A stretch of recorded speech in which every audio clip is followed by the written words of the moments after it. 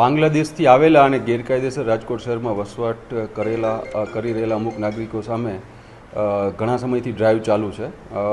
અગાઉ 8 મહિના પહેલાં પણ રાજકોટ શહેર એસઓજી બ્રાન્ચ દ્વારા આવા 34 બાંગ્લાદેશી નાગરિકોને પકડવામાં આવેલ હતા અને તેમને ડિપોર્ટેશનની કામગીરી પણ કરવામાં આવેલ હતી.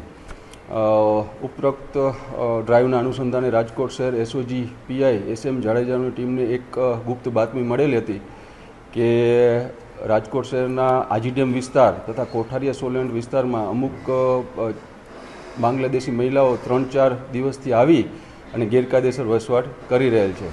જેના અનુસંધાને રાજકોટ શહેર એસઓજી ટીમ દ્વારા આ 4 મહિલાઓને રાઉન્ડ અપ કરવામાં આવેલ છે, ડિટેન કરવામાં આવેલ છે અને તેમની સામે કાયદેસરની કાર્યવાહી કરવાની ચાલુ છે. પ્રાથમિક તપાસમાં એવું ફલિત થાય છે કે આ 4 મહિલાઓ પાસે કોઈપણ જાતના આપણા કન્ટ્રીના કોઈપણ ડોક્યુમેન્ટ્સ છે નહીં અને છેલ્લા 5 થી 7 દિવસથી રાજકોટ શહેરમાં આવેલ છે.